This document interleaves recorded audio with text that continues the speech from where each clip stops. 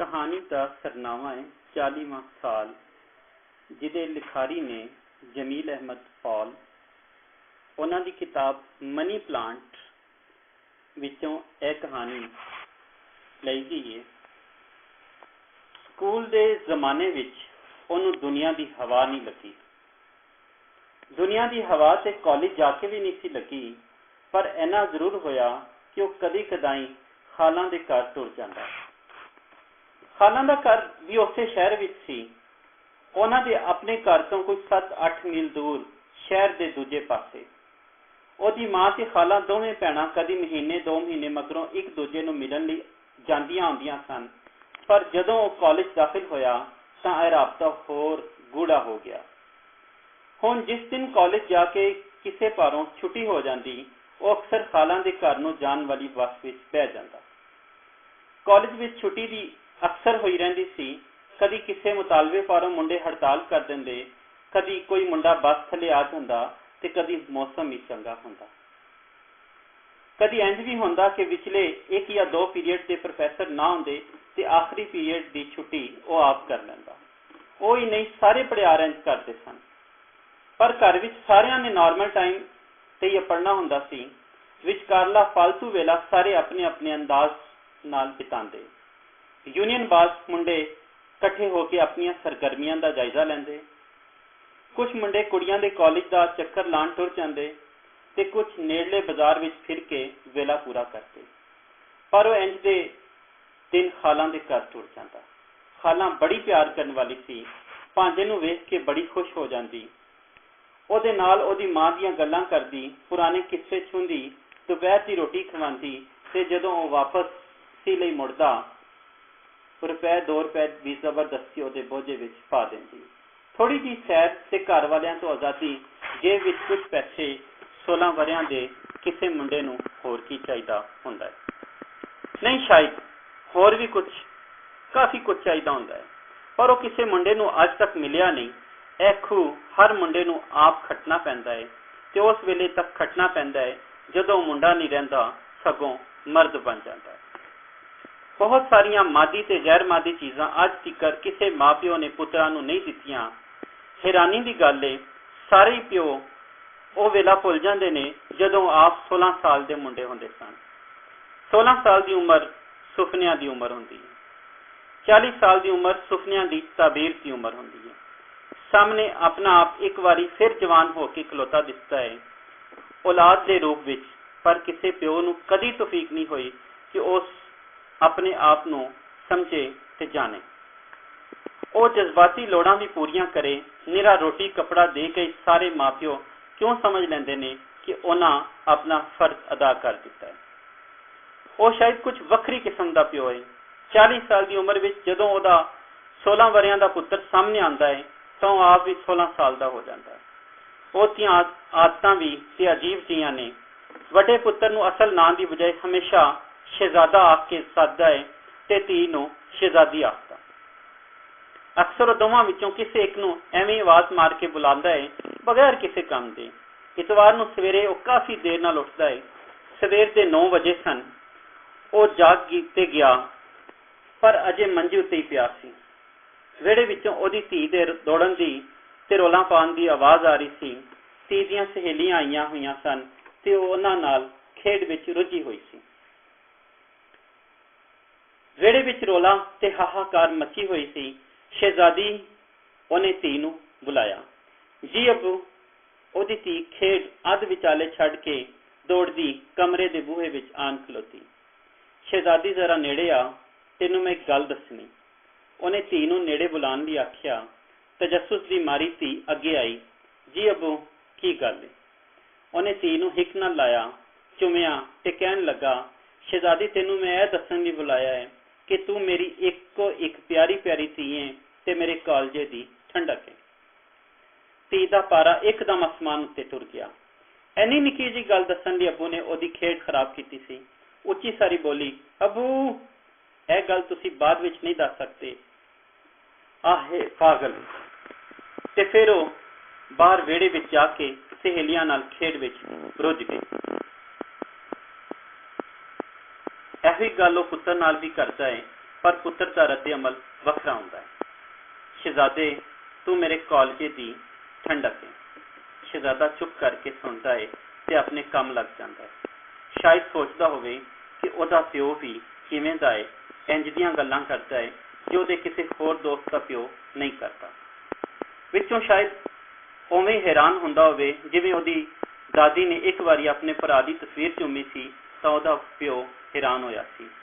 बहुत सारियां हैरानियां काफ़ी चिर मगरों समझ आ जांदियां। कुछ गल्लां ते 16 साल की उम्र विच समझ आ जांदियां ने, पर कुछ गल्लां होर देर नाल, खासकर उदों जदों बंदे की उम्र 40 साल की हो जाए। इहनूं मुंडे नूं भी 24 साल मगरों बहुत सारियां नवीआं गल्लां दा पता लग गया होएगा। मां नूं वेख के हैरानी वाली गल इंज सी कि एक बार वो खाला वल गया। खाला बड़ी खुश थी क्यों जे ओदा इकलौते भरा दा खत आया सी जिहदे विच ओदी तस्वीर सी। खाला ने उन्होंने मामे की तस्वीर विखाई, खत भी पढ़ाया ते फिर जदों वापस आन लगा तां कहन लगी, वे मामे की तस्वीर लै जा, अपनी मां नूं विखाई, नाले खत दा दसी। तस्वीर संभाल के लैके जाई, खराब ना होवे ते अगली बारी वापस लैंदा आवीं। वो घर अपड़िया, मां सिलाई मशीन उत्ते बैठी कुछ सिउं रही सी। ਉਹਦੇ देर नाल आवन पारों मां कुछ फिक्रमंद सी ते जदों उन्हें दस्सिया कि मैं खाला वल गया तां मां की परेशानी गुस्से का रूप वटा गई। तो बगैर दसे क्यों वारागर्दी करन तुरन जाना है? मां का गुस्सा लाने का इको एक तरीका सी। उन्हें मां की गल नज़रअंदाज करदियां बोझे विचों मामे की तस्वीर कढ़ी ते मां वल वधा दित्ती। खाला नूं मामू जी का खत आया सी, नाल यह तस्वीर भी आई। मां का गुस्सा इंज लथ गया जिवें अग उत्ते किसी ने पानी तरौंक दिता होए। उंज ही मां ने उहदे कोलों तस्वीर फड़ लई ते फिर किन्ना ही चिर वेखदी रही तां अखीर चुम के अपने कोल मेज उत्ते रख दित्ती। मां नूं तस्वीर चुमदियां वेख के हैरान सी। उन्हें कोई गल पुछी, मां ने कोई जवाब न दिता। उन्हें अपना सवाल दोहराया, मां ने फिर कोई जवाब न दिता। हैरान जिहा हो दूजे कमरे विच आ गया। उन्हें उदों तां बस इस बारे नहीं सोचिया, पर हुण सोचदा है तां उहनूं लगदा है जिवें उदों मां दी अखां विच तारे भी चिलमिला रहे सन। भैन भरा कोई इन्ने प्यारे हुंदे ने, भला किसी भैन भरा की तस्वीर नूं चुमिया भी जा सकता है। वो तां यह गल सोच भी नहीं सकता कि अपने भरा की तस्वीर चुमे उहदे भरा ते जिवें वैरी सी। हर मामले विच रकीब बन जांदा। कदी कलम ना हुंदा तां स्कूल का काम करन लई उहदा पेन चुरा लैंदा, कदी उहदी कापी विचों वर्का पाड़ के हवाई जहाज बना लेंदा, कदी उहदे किसी अजीम मनसूबे नूं मलिया मेट करके रख देंदा। वो 7 भैन भरा सन, सारियां तो वड्डा वो आप। दूजा भरा उहदे तो कोई 1.5 वरा निक्का, पर तकरीबन हान। इन्ने ही फर्क नाल तीजा, फिर भैन, फिर होर। वड्डे तीनों लगभग इको जे सन, उम्र भी नेड़े तेड़े ते सोचां भी। मसले भी इको जे। खेड वेले वो तीनों चंगे पार्टनर होंदे, पर वेले वेले कुत्तियां वांग लड़दे। रज कुसुनमुखी होंदे, फिर प्यो की डांट सुन के छे जाते। सूरते बच्चिओ, हर वेले कुत्तियां हार लड़ते रहते हो। बच्चों नूं अमन अमान नाल रखना मां दे वस की गल नहीं सी। यह काम प्यो ही कर सकता सी। लम्मे चिर मगरों अगले दिन ओदा भरा गरमाई छुट्टियां विच अपनी बीवी बच्चे लैके ओदे वल आया। भरा किसी काम बाहर गया तो उन्हें अपने भरा के 8 से 10 साल के दोवां पुत्रां नूं लड़दियां ते उन्हां दी मां नूं गुस्से होंदियां वेखिया तां हस के कहन लगा, पुत्रो रज के लड़ो, तुहाडा प्यो ते मैं भी कुत्तियां हार लड़दे होंदे सां। भरजाई चौधी चचेर भी है, यह सुन के हस पई सी ते आप किन्नी देर तक चुप चपीता बैठा रहा। बाहर जाना मामे का शौक भी सी, मजबूरी भी। रोटी टुकड़ तां उन्होंने इत्थे भी लभ जांदा, पर उहदे कई मित्रां दे घर नवीआं नवीआं चीज़ां सन जिहड़ियां उहदे अपने घर नहीं सन होंदियां। यह सब चीज़ां बाहरों आईयां सन। बाहर दीयां चीज़ां दा चाह उन्होंने भी बाहर लै गया। दोवां भैणां ने इकलौते भरा नूं रो रो के विद्या कीता।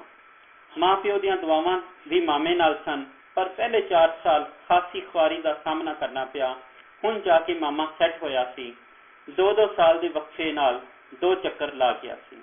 ਉਹਦੇ अपने ते खालां दे घर मामे दीयां कलियां कई चीज़ां सन ते अजकल ਉਹਦੀ मां ते खालां दोवें भैणां अपने भरा दे विआह बारे विचार करदियां सन। बचपन में जिहड़ा वेला कीड़ी की टोर टुरदा है, जवानी में पंछी वांग उडारी मारन लग पैंदा है। ਉਹਨੂੰ पता ही ना लगा कि किवें ਉਹ मुंडे तो मर्द बनिया ਉਹ ਜੋ ਚਾਚੇ ਮਾਸੀ ਮਾਮੇ ਨੂੰ ਮਿਲਣ ਦੀ ਤਾਂਗਵਾਨ ਰਹਿੰਦਾ ਸੀ, ਹੁਣ ਆਪ ਕਿਸੇ ਦਾ ਚਾਚਾ ਹੈ, ਕਿਸੇ ਦਾ ਮਾਮਾ ਤੇ 2 ਬਾਲਾਂ ਦਾ ਪਿਓ ਵੀ। ਉਹਦੇ ਭਾਂਜੇ ਭਤੀਜੇ ਹੁਣ ਉਹਨੂੰ ਮਿਲਣ ਲਈ ਤਾਂਗਵਾਨ ਰਹਿੰਦੇ ਨੇ। ਉਹਦਾ ਆਪਣਾ ਵੱਡਾ ਪੁੱਤਰ 16 ਕੁ ਸਾਲ ਦਾ ਹੈ, ਨਿੱਕੀ ਧੀ 8 ਸਾਲ ਦੀ ਹੈ। ਦੋਵਾਂ ਵਿਚਕਾਰ ਲੰਮੀ ਵਿੱਚ ਹੈ। ਪੁੱਤਰ ਇਸ ਲਈ ਬਹੁਤਾ ਪਿਆਰਾ ਹੈ ਕਿ ਪਹਿਲਾ ਸੀ, ਨਾਲੇ ਲੰਮੇ ਚਿਰ ਤੱਕ ਕੱਲਾ ਵੀ ਰਿਹਾ। ਧੀ ਇਸ ਲਈ ਬਹੁਤੀ ਪਿਆਰੀ ਹੈ ਕਿ ਨਿੱਕੀ ਹੈ ਤੇ ਸੈਕਸ ਕਾਮੀ। ਸ਼ਾਇਦ ਐਸੇ ਭਾਰੋਂ ਉਹ ਦੋਹਾਂ ਨਾਲ ਪਿਆਰ ਦਾ ਇਜ਼ਹਾਰ ਅਜੇ ਢੰਗ ਨਾਲ ਕਰਦਾ ਹੈ ਜਿਵੇਂ ਦੂਜੇ ਲੋਕੀ ਨਹੀਂ ਕਰਦੇ। ਕਦੀ ਐਵੇਂ ਕੋਲ ਬੈਠੇ ਪੁੱਤਰ ਨੂੰ ਅੱਖਾਂ ਉੱਤੇ ਚੁੰਮ ਲਵੇਗਾ, ਕਦੀ ਧੀ ਨੂੰ ਬਾਂਹ ਉੱਤੇ ਨਿੱਕਾ ਜਿਹਾ ਚੱਕ ਮਾਰ ਲਵੇਗਾ। ਹੱਥ ਵਿੱਚ ਕਲਮ ਹੋਵੇ ਤਾਂ ਧੀ ਦੇ ਮੱਥੇ ਤੇ ਦੋਵਾਂ ਗੱਲਾਂ ਉੱਤੇ ਫੁੱਲ ਬੂਟੇ ਬਣਾ ਦੇਵੇਗਾ। ਉਹਦੀ ਬੀਵੀ ਕਦੀ ਕਦੀ ਇਹਨਾਂ ਗੱਲਾਂ ਤੋਂ ਖਿਝ ਵੀ ਜਾਂਦੀ ਹੈ। ਹੁਣੇ ਕੁੜੀ ਨੂੰ ਨਵਾ ਕੇ ਕੱਪੜੇ ਪਵਾਏ ਸਨ, ਤੁਸੀਂ ਸਾਰੇ ਚਿਹਰੇ ਤੇ ਬਾਹਾਂ ਉੱਤੇ ਫੁੱਲ ਬੂਟੇ ਬਣਾ ਦਿੱਤੇ ਨੇ, ਇਹ ਤੁਹਾਨੂੰ ਕੀ ਸ਼ੌਕ ਹੈ? ਜਾਂ ਕੀ ਕਰਦੇ ਹੋ? ਪੁੱਤਰ ਜਵਾਨ ਹੋ ਗਿਆ, ਤੁਸੀਂ ਹਾਲੇ ਵੀ ਉਹਨੂੰ ਬੱਚਿਆਂ ਹੱਥ ਚੁੰਮ ਲੈਂਦੇ ਹੋ। ਪਰ ਉਹ ਆਤੋਂ ਮਜਬੂਰ ਹੈ। ਬਾਲਾਂ ਨੂੰ ਇੰਝ ਦਾ ਵਰਤਾਰਾ ਕਰਨਾ ਉਹਦੀ ਮਜਬੂਰੀ ਵੀ ਹੈ ਤੇ ਆਦਤ ਵੀ। ਰੋਟੀ ਖਾਂਦਿਆਂ ਪੁੱਤਰ ਨੇ ਹੱਥ ਖਿੱਚ ਲਿਆ। ਸ਼ਹਿਜ਼ਾਦੇ ਹੋਰ ਖਾ ਲੈਣਾ, ਥੋੜਾ ਕਿਉਂ ਖਾਦਾ ਈ? ਉਹ ਪੁੱਛੇ ਬਿਨਾ ਨਾ ਰਹਿ ਸਕਿਆ। ਨਹੀਂ ਅੱਬੂ, ਮੈਂ ਰੱਜ ਕੇ ਖਾਦਾ ਹੈ, ਤੁਸੀਂ ਸਗੋਂ ਘੱਟ ਖਾਦਾ ਹੈ। ਕਈ ਵਾਰ ਇੰਝ ਵੀ ਤੇ ਹੁੰਦਾ ਹੈ ਕਿ ਖਾ ਕੋਈ ਹੋਰ ਰਿਹਾ ਹੁੰਦਾ ਹੈ ਤੇ ਰੱਜ ਤੁਸੀਂ ਰਹੇ ਹੁੰਦੇ ਹੋ। ਸ਼ਹਿਜ਼ਾਦੇ ਥੋੜਾ ਜਿਹਾ ਹੋਰ ਖਾ ਲੈ। ਉਹਨੇ ਆਪਣੀ ਗੱਲ ਉੱਤੇ ਇਸਰਾਰ ਕੀਤਾ। ਸ਼ਹਿਜ਼ਾਦਾ ਚੁੱਪ ਕਰ ਰਿਹਾ। ਉਹਦੇ ਪਿਓ ਦੀ ਤਾਂ ਆਦਤ ਹੈ, ਉਹਦਾ ਢਿੱਡ ਭਰ ਗਿਆ ਸੀ, ਹੋਰ ਕਿਵੇਂ ਖਾਵੇ। ਧੀ ਕਹਿਣ ਲੱਗੀ, ਅੱਬੂ ਕੀ ਤੁਸੀਂ ਭਾਈਜਾਨ ਨੂੰ ਹਰ ਵੇਲੇ ਸ਼ਹਿਜ਼ਾਦੇ ਕਹਿੰਦੇ ਰਹਿੰਦੇ ਹੋ? ਇਹ ਕੋਈ ਸ਼ਹਿਜ਼ਾਦਾ ਹੈ? ਫਿਰ ਲਾਡ ਨਾਲ ਬੋਲੀ, ਇੰਨਾ ਕੋਝਾ ਜਿਹਾ ਤੇ ਹੈ। ਸ਼ਹਿਜ਼ਾਦੇ ਤੇ ਇੰਨੇ ਸੋਹਣੇ ਹੁੰਦੇ ਨੇ, ਮੈਂ ਕਹਾਣੀ ਵਿੱਚ ਪੜ੍ਹਿਆ ਸੀ।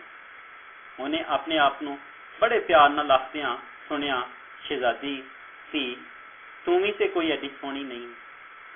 ਸੀਨਾ ਜਿਹਾ ਤੇਰਾ ਨੱਕ ਹੈ, ਅੱਜ ਕੱਲ੍ਹ ਤੇਰੇ ਮੱਥੇ ਉੱਤੇ ਫੋੜਾ ਵੀ ਨਿਕਲਿਆ ਹੋਇਆ ਹੈ, ਅੱਖਾਂ ਵੀ ਤੇਰੀਆਂ ਚੁਨੀਆਂ ਨੇ, ਫਿਰ ਵੀ ਮੈਂ ਤੈਨੂੰ ਆਖਣਾ ਕਿ ਤੂੰ ਦੁਨੀਆ ਦੀ ਸਭ ਤੋਂ ਪਿਆਰੀ ਧੀ ਹੈ।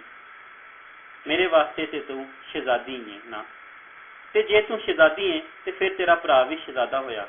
ਇਹ ਆਖ ਕੇ ਉਹਨੇ ਧੀ ਦੀਆਂ ਦੋਹਾਂ ਅੱਖਾਂ ਨੂੰ ਵਾਰੀ-ਵਾਰੀ ਚੁੰਮ ਲਿਆ। ਧੀ ਖੋਰੇ ਕੁਝ ਸਮਝੀ ਕਿ ਨਾ, ਉਂਝ ਚੁੱਪ ਕਰ ਗਈ।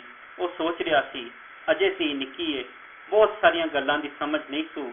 ਜਦੋਂ ਵੱਡੀ ਹੋਵੇਗੀ ਤਾਂ ਆਪੇ ਸਮਝ ਆਵੇਗੀ ਕਿ ਸ਼ਹਿਜ਼ਾਦੇ ਸਿਰਫ ਕਹਾਣੀਆਂ ਵਿੱਚ ਹੀ ਨਹੀਂ ਹੁੰਦੇ, ਸਗੋਂ ਭਰਾ ਵੀ ਸ਼ਹਿਜ਼ਾਦਿਆਂ ਵਰਗਾ ਹੀ ਹੁੰਦੇ ਨੇ।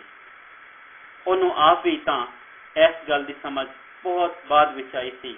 ਬਹੁਤ ਸਾਰੀਆਂ ਗੱਲਾਂ ਦੀ ਸਮਝ ਬੰਦੇ ਨੂੰ ਉਦੋਂ ਆਉਂਦੀ ਹੈ ਜਦੋਂ 16 ਸਾਲ ਦਾ ਹੁੰਦਾ ਹੈ। ਬਾਕੀ ਗੱਲਾਂ ਦੀ ਸਮਝ ਉਦੋਂ ਆਉਂਦੀ ਹੈ ਜਦੋਂ ਉਹ 40 ਸਾਲ ਦਾ ਹੋ ਜਾਂਦਾ ਹੈ।